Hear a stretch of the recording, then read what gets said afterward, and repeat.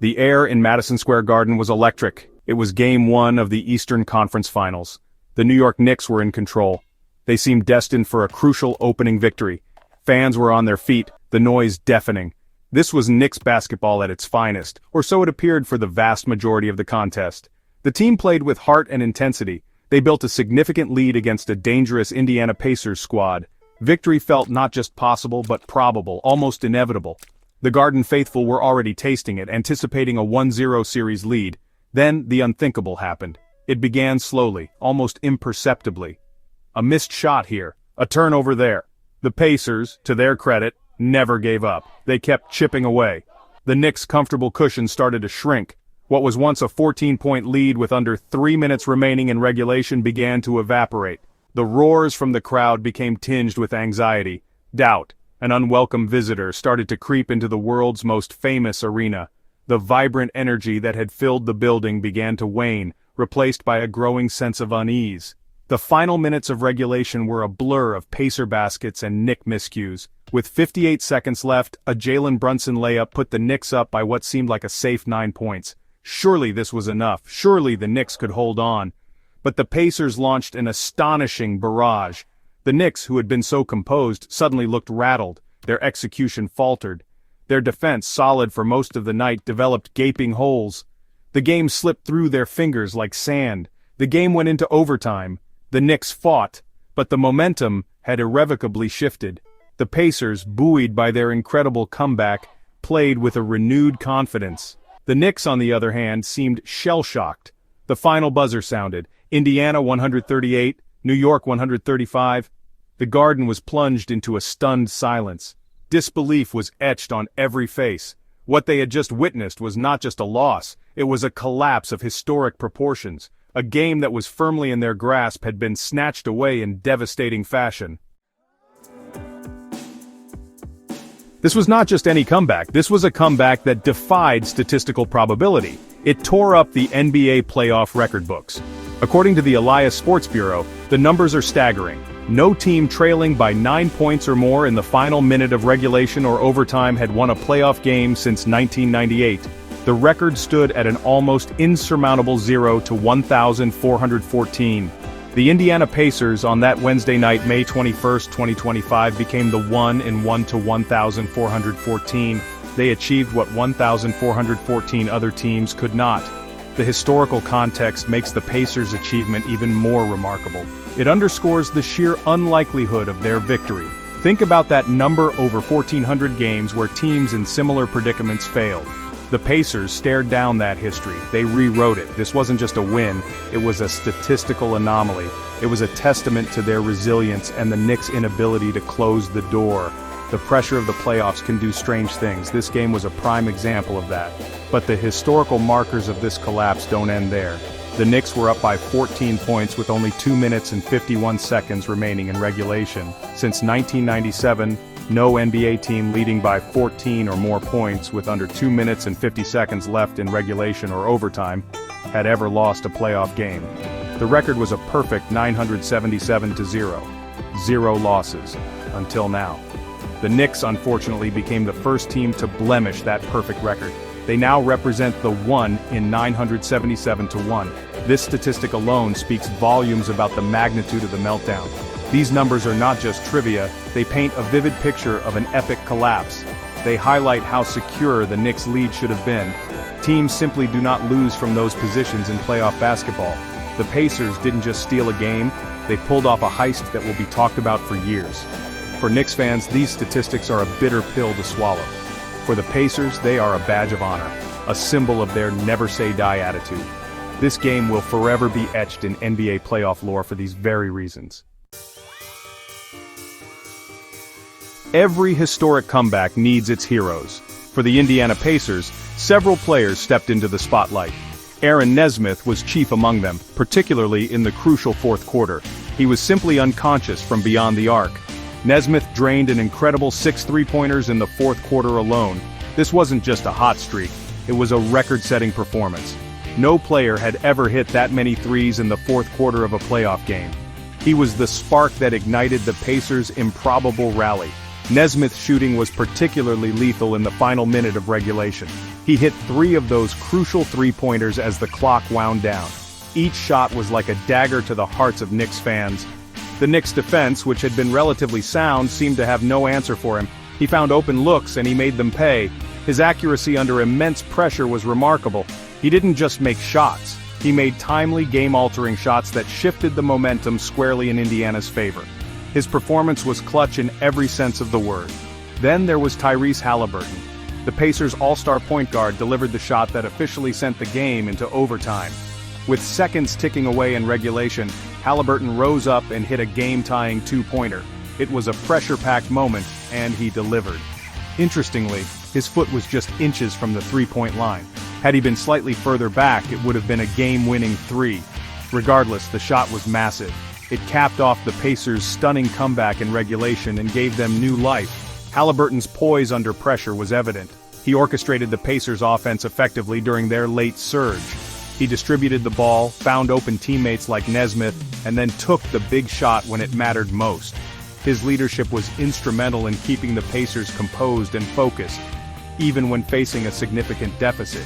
These individual performances from Nesmith and Haliburton were the driving force behind one of the most stunning turnarounds in recent NBA playoff history. They refused to lose and their efforts paid off spectacularly. For much of the game, the Knicks' defense was commendable. They played with intensity and disrupted the Pacers' rhythm. However, in the final 2 minutes of regulation and for large portions of overtime, that defensive solidity vanished. It crumbled under the weight of the Pacers' relentless attack. The Knicks' pick-and-roll coverage, a staple of their defensive scheme, faltered badly. This allowed Pacers players, particularly shooters like Aaron Nesmith, to get clean looks at the basket. Those open shots proved to be incredibly costly.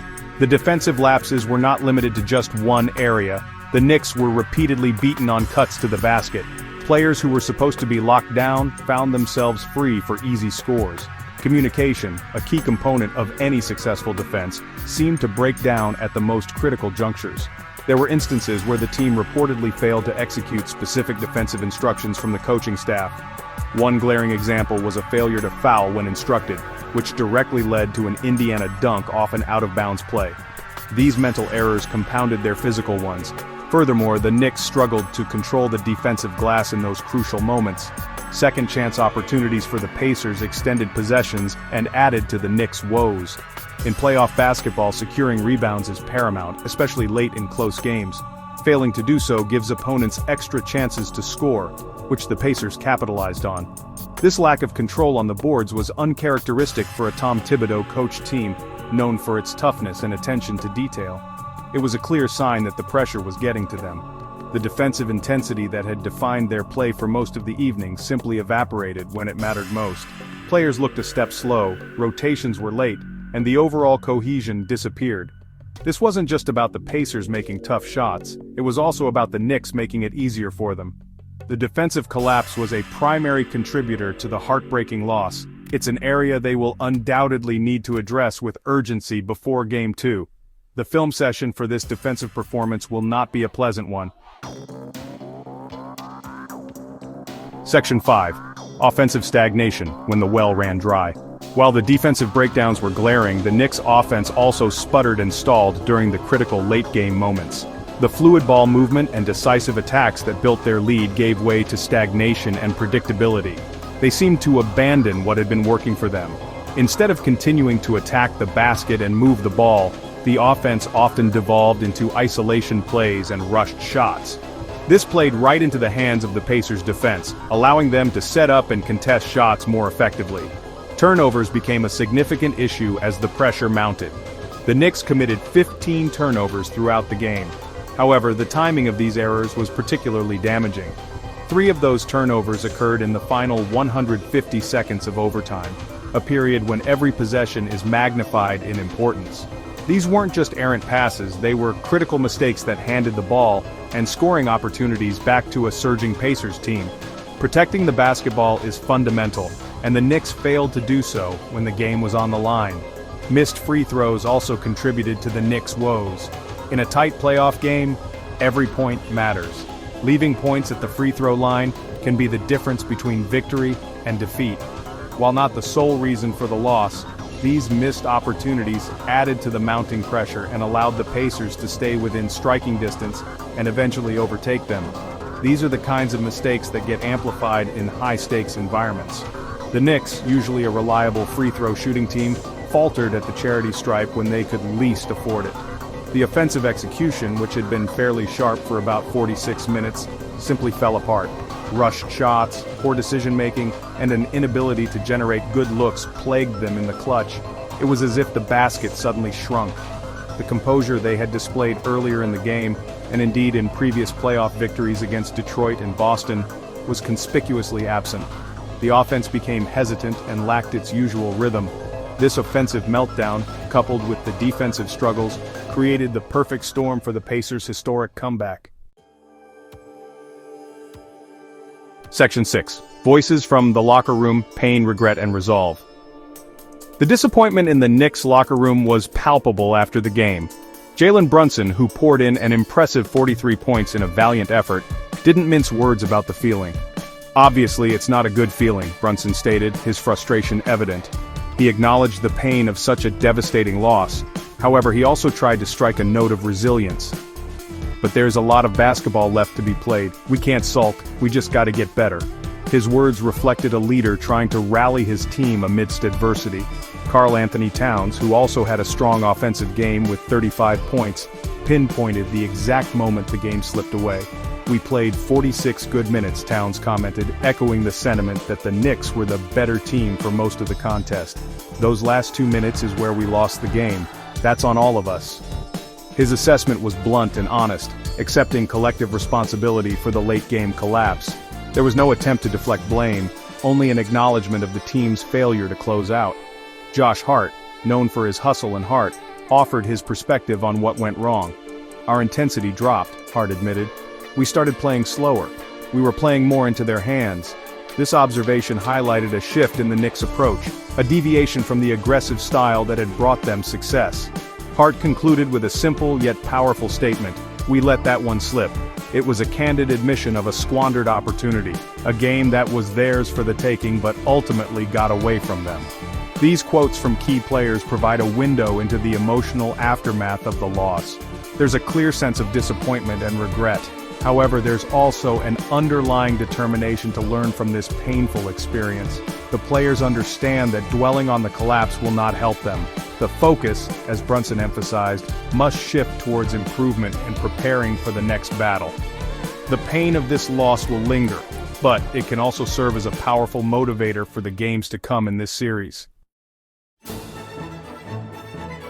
Section 7. Echoes of the Past. Haliburton's nod to a Knicks nemesis. Tyrese Haliburton's game-tying shot was dramatic enough, but his actions immediately afterward added another layer to the narrative, one steeped in Knicks playoff history. As the ball swished through the net, sending the game to overtime, Haliburton turned towards the stunned Madison Square Garden crowd. He then made a choke gesture, bringing his hands to his neck. This was not a random act of taunting. It was a direct and unmistakable homage to a former Pacers legend and a notorious Knicks antagonist, Reggie Miller. This gesture immediately transported older Knicks fans back to a painful memory. It was Game 5 of the 1994 Eastern Conference Finals. Reggie Miller, in a legendary performance, scored 25 points in the fourth quarter to lead the Pacers to a comeback victory over the Knicks at the Garden. During that incredible outburst, Miller famously directed the same choke gesture towards filmmaker and die-hard Knicks fan Spike Lee, who was sitting courtside. It became an iconic moment in the heated Knicks-Pacers rivalry of the 1990s. Haliburton's revival of the gesture was a bold move. It was a clear attempt to channel that same defiant Pacers spirit. It also served as a psychological jab at the Knicks and their fans, rubbing salt in the fresh wound of the unfolding collapse. As he walked to the locker room after the Pacers secured the overtime win, Haliburton was heard shouting, "Why's it so quiet?" This taunt further amplified the sense that the Pacers were not just winning a game, they were making a statement and reveling in the silencing of the famed Garden crowd. While the Knicks ultimately won that 1994 series against Miller's Pacers, The choke gesture remains a reminder of a tough playoff battle. Haliburton, by invoking that moment, tapped into a rich vein of rivalry history. He wasn't just celebrating a crucial shot, he was connecting his performance to a legacy of Pacers' defiance in New York. It added a fascinating, if painful for Knicks supporters, historical footnote to an already unforgettable Game 1. It signaled that this new generation of Pacers is ready to write its own chapter in this rivalry. Section 8. A familiar sting, late-game woes resurface for New York. The devastating nature of this Game 1 collapse was particularly jarring because the Knicks had recently shown an ability to thrive in clutch situations. Throughout this postseason, they had pulled off late-game heroics against both the Detroit Pistons and the Boston Celtics. Those victories were built on poise, execution, and a refusal to wilt under pressure. Jalen Brunson, in particular, had been masterful in closing out tight contests. This track record made the meltdown against the Pacers even more perplexing and harder to accept for the team and its fan base. For approximately 46 minutes of Game 1, the Knicks appeared to be that same resilient, sharp team. They were by most accounts the better basketball team for the bulk of the contest. They dictated the tempo, played solid defense, and made timely shots. The lead they built was a testament to their quality of play. It seemed as though they were poised to continue their late-game magic. However, the final minutes of regulation and overtime painted a starkly different picture, one of a team unraveling at the seams. This wasn't the first time a New York team has experienced a late-game collapse in a high-stakes playoff environment, though the statistical improbability of this one sets it apart. The pressure of playoff basketball, especially in a venue like Madison Square Garden with its passionate and demanding crowd, can be immense. Sometimes, that energy fuels a team. Other times, as perhaps witnessed in those final fateful minutes, it can contribute to a sense of mounting anxiety when things start to go wrong. The weight of expectation can be heavy. The sudden inability to execute, both offensively and defensively in the game's most critical moments, was a painful reminder that past successes do not guarantee future ones. Each game, each situation, is unique. The Knicks, who had looked so composed and confident in previous clutch scenarios, were unable to find the answers when the Pacers made their desperate and ultimately successful push. This late-game failure will undoubtedly be a major point of emphasis as they prepare for the remainder of the series. They must rediscover that closing mentality.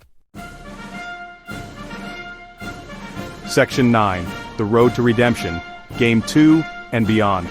The sting of this historic Game 1 loss will linger.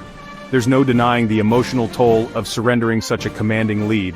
However, the beauty and the brutality of a 7-game playoff series is that there's always another game. For the New York Knicks, Game 2, scheduled for Friday night back at Madison Square Garden, offers an immediate opportunity for redemption. As Jalen Brunson rightly pointed out, they cannot afford to sulk. The focus must shift squarely to making the necessary adjustments and coming out with renewed purpose. Several areas cry out for improvement. Defensively, the Knicks must find a way to tighten up their pick-and-roll coverage. They cannot allow Aaron Nesmith or any other Pacer shooter to get the kind of open looks they feasted on late in Game 1.